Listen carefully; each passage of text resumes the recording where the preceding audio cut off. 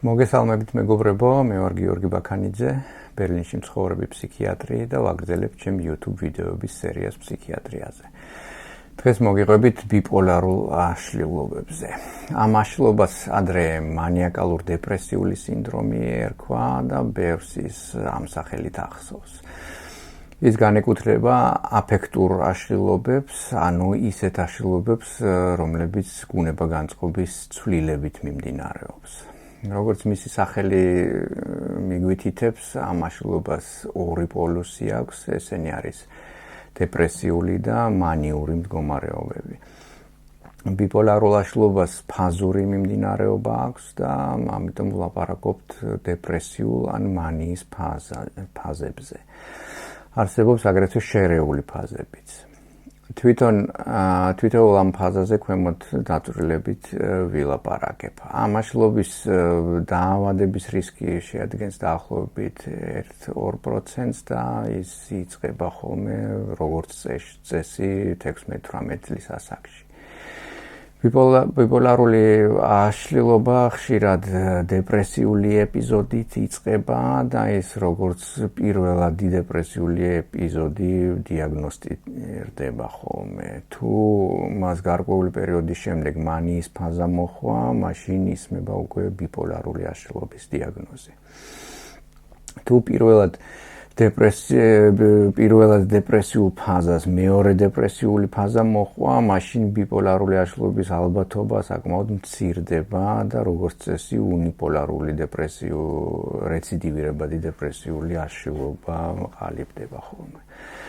აშლილობა შეიძლება მანიური ფაზითაც დაიწყოს და ამ შემთხვევაში თავიდანვე ბიპოლარული აშლილობის დიაგნოზი ისმება. ეხლა რაც შეეხება კლინიკას. დეპრესიული ფაზები პრინციპში ისეთივე დეპრესიული ფაზებია, როგორც უნიპოლარული დეპრესიების დროს. მათ უკვე გავაკეთე ვიდეო და მისი ყურება ჩემ არხზე შეგიძლიათ. განსხვავება იმაშია, რომ ბიპოლარული აშლილობის ფარგლებში განვითარებული დეპრესიული ფაზები, როგორც წესი, უფრო მძიმედ მიმდინარეობს, უფრო ხანგრძლივია და უფრო რთული სამკურნალო. აქვე მოკლედ შევეხები განსაკუთრებით მძიმე დეპრესიული ფაზების დროს კლინიკურ სურათს. ამ დროს განსაკუთრებულად არის გამოხატული ფსიქომოტორული შეკავება, ანუ პაციენტი ერთი მხრივ ფიზიკურად ძალიან პასიურები არიან, ცოტას მოძრაობენ, ძირითად დროს საწოლში ატარებენ, ყოველი ადგომა მათთვის დიდი ძალისხმევაა. მეორე მხრივ მათი აზროვნება არის მკვეთრად შენელებული, ფიქრის პროცესი არის გაძნელებული, პაციენტები ამას ესეც აღწერენ ხოლმე, რომ მათ ფიქრი უჭირთ, ან თითქოს მათი ფიქრები დაბლოკილი არის. ზოგ შემთხვევაში ფსიქომოტორული შეკავება შეიძლება სტუპორამდეც მივიდეს. გარდა ამისა, განსაკუთრებით მძიმე დეპრესიების დროს ხდება ფსიქოტური სიმპტომებიც. და მაშინ ამას ქვია მძიმე დეპრესიული ეპიზოდი ფსიქოტური სიმპტომებით. ფსიქოტური სიმპტომები უფრო ხშირად გარკვეული ბოდვითი იდეებით შემოიფარგლება, იშვიათ შემთხვევაში შეიძლება სმენითი ჰალუცინაციებით შეგვხვდეს. ბოდვითი იდეები მძიმე დეპრესიის დროს არის ხოლმე რამდენიმე თემატიკის, ძირითადად არის ეგრეთ წოდებული გაღარიბების ბოდვა, როდესაც ადამიანი დარწმუნებულია, რომ მან მთელი ფული დაკარგა, ხვალ საჭმლის ფული აღარ ექნება და ასე შემდეგ. ამასთან შერწყმული არის ხოლმე ბოდვით კატეგორიაში აყვანილი თვითბრალეულობის განცდა, რომ ყველაფერი მისი ბრალია, მან ოჯახი ამ მდგომარეობამდე მიიყვანა და ასე შემდეგ. აგრეთვე ხშირია ჰიპოქონდრიული ბოდვა, როდესაც ადამიანი დარწმუნებულია, რომ მას განუკურნებელი დაავადება აქვს და მისი მორჩენა შეუძლებელია.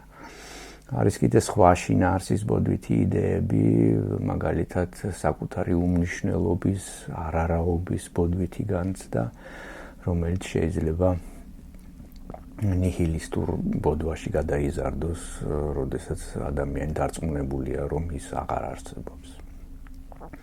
ეს მძიმე დეპრესიული სიმპტომები არ არის მხოლოდ ბიპოლარული აშლილობის ფარგლებში განვითარებული დეპრესიებისთვის დამახასიათებელი და შეიძლება უნიპოლარული დეპრესიების დროსაც შეგვხვდეს.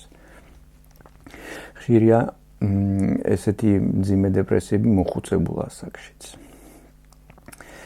კარგით, ეხლა რაც შეეხება მანიას. მანიური ფაზები წარმოადგენს ფაქტიურად დეპრესიული ფაზის მეორე უკიდურესობას, ამიტომ ჰქვია ამ აშლილობას ბიპოლარული, რომ ის გუნება-განწყობის და სხვა სიმპტომების ორ უკიდურეს ფორმას შორის მერყეობს.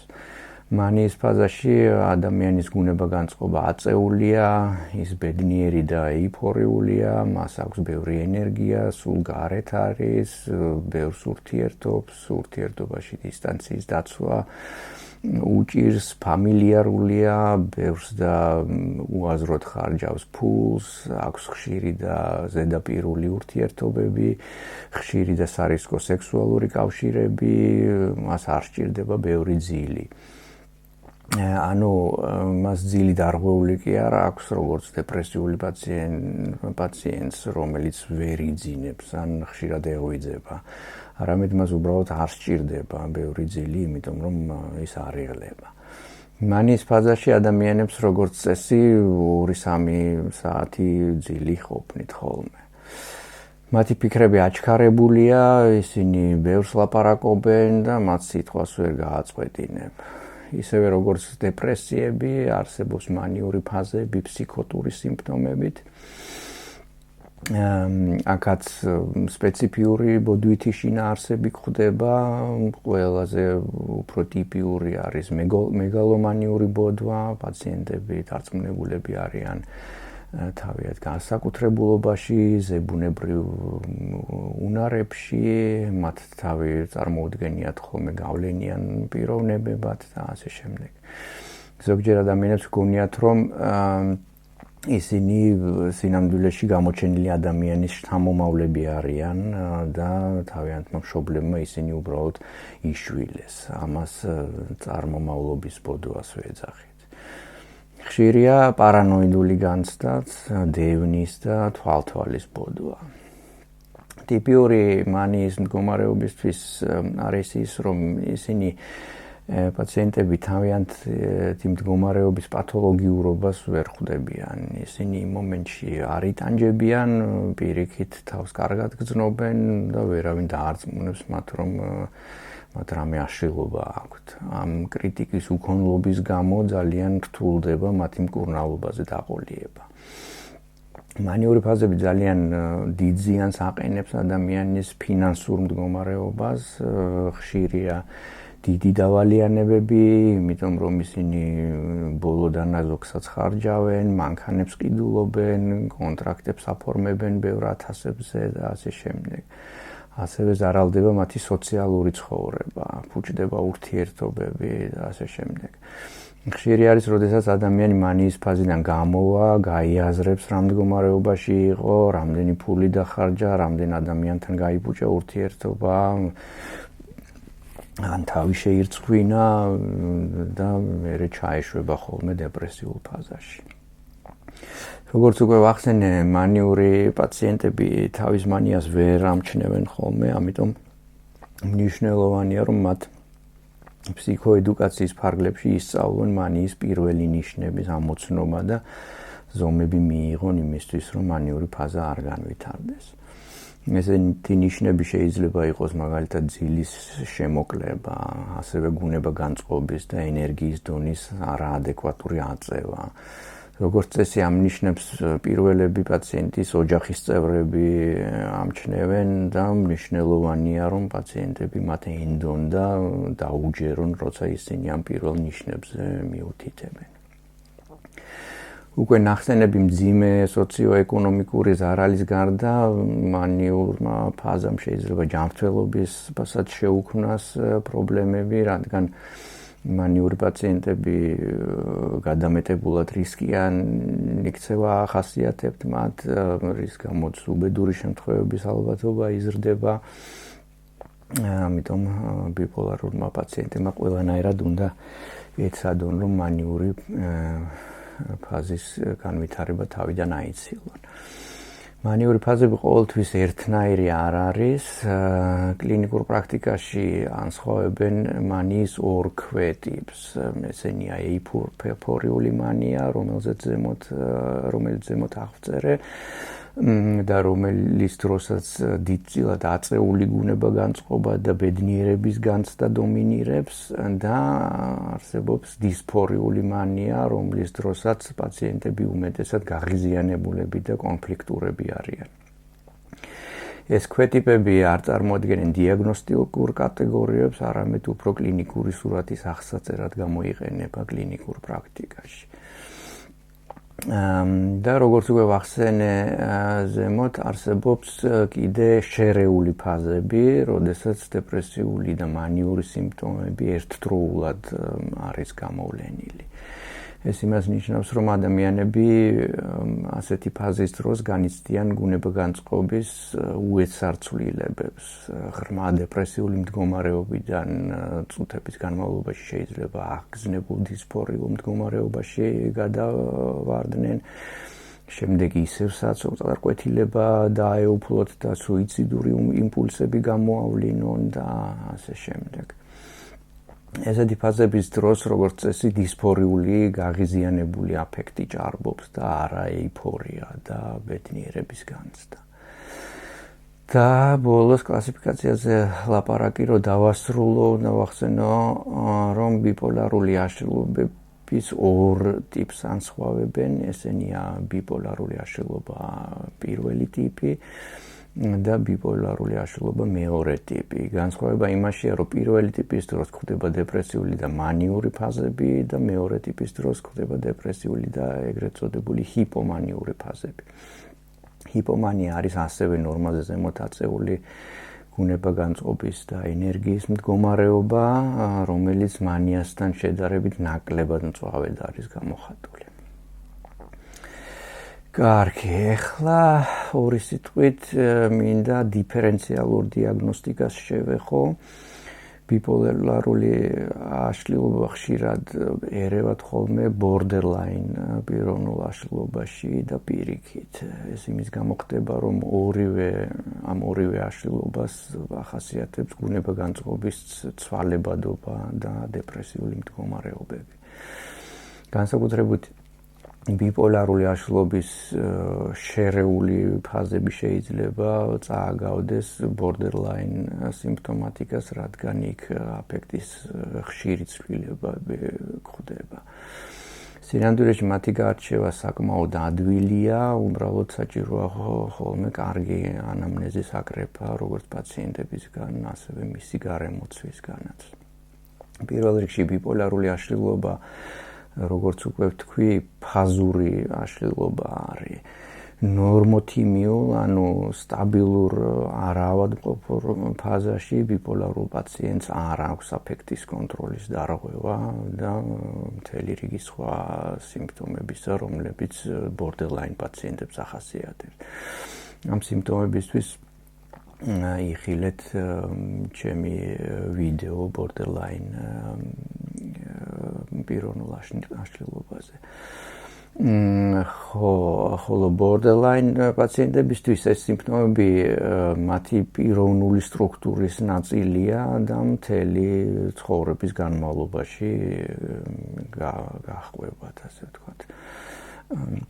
კიდე ერთი განმასხვავებელი ნიშანი ის არის, რომ borderline პირებში აფექტის ცვლილებას რეაქტიული ხასიათი აქვს, ანუ ის რაღაცაზე რეაქციას წარმოადგენს. მაშინ, როდესაც ბიპოლარული აშლილობის დროს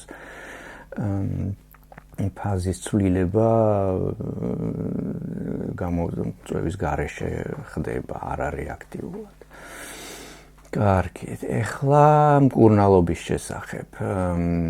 ბიპოლარული აშლილობების მკურნალობაში მნიშვნელოვანი როლი ენიჭება ეგრეთ წოდებულ mood stabilizers, ანუ გუნება-განწყობის დამასტაბილიზებელ საშუალებებს. ესენია მაგალითად ლითიუმი, ვალპროენის მჟავა, კარბამაზეპინი და ლამოტრიგინი. ანტიმანიური მოქმედება აქვთ ისეთ ანტიფსიქოტურ საშუალებებს, როგორებიცაა ოლანზაპინი, კვეტიაპინი და არიპიპრაზოლი. მათი გამოყენება შეიძლება ანტიმანიური მოქმედებისთვის და აგრეთვე მანიის ფარგლებში ფსიქოტური სიმპტომების სამკურნალოდ. დეპრესიული ფაზის დროს ანტიდეპრესანტების გამოყენება პრინციპში შესაძლებელია, მაგრამ სიფრთხილეა საჭირო ეგრეთ წოდებული სვიჩის საშიშროების გამო.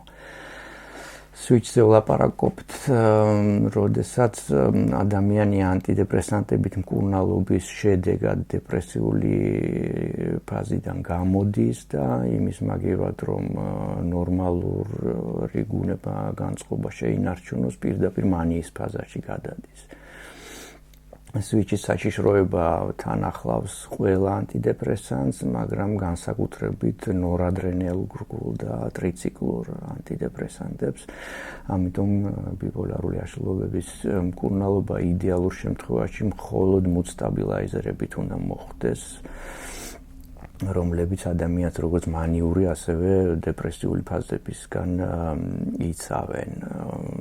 ასე შესაძლებელია მაგალითად მარტო ლითიუმით მის პრეპარატებით კარგი სტაბილიზაციის მიღწევა. მაგრამ არის შემთხვევები, როდესაც მარტო გუნება განწყობის სტაბილიზატორი არ არის საკმარისი და მკურნალობის მიუხედავად დეპრესიული და მანიური ფაზები მაინც ვითარდება. ამ შემთხვევაში შესაბამისად ჩნდება ანტიმანიური და ანტიდეპრესიული საშუალებებით მკურნალობის საჭიროება. თუ დეპრესიული ფაზის დროს ანტიდეპრესანტის დანიშვნა გარდაუვალია, მაშინ ეს უნდა მოხდეს აუცილებლად მუდ სტაბილაიზერის თანხლებით და ფრთხილი ტიტრაციით.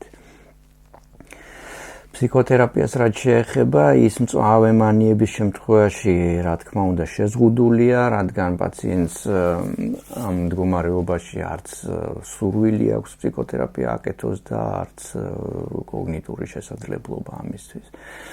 დეპრესიულ ფაზაში, თუ ძალიან მძიმე დეპრესია არ არის, ფსიქოთერაპია აუცილებლად უნდა დაინიშნოს.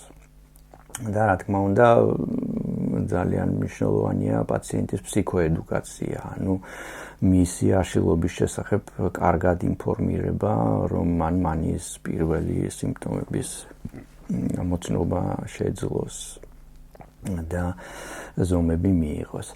მანიურ ფაზას ზოგჯერ რამე სპეციფიური ტრიგერი აქვს ხოლმე, მაგალითად ძილის დარღვევა ან რომელიმე ნარკოტიკი, ასეთ შემთხვევაში უნდა იდენტიფიცირდეს ეს ტრიგერები და პაციენტმა შეძლების დაგვარად მათ თავი უნდა აარიდოს.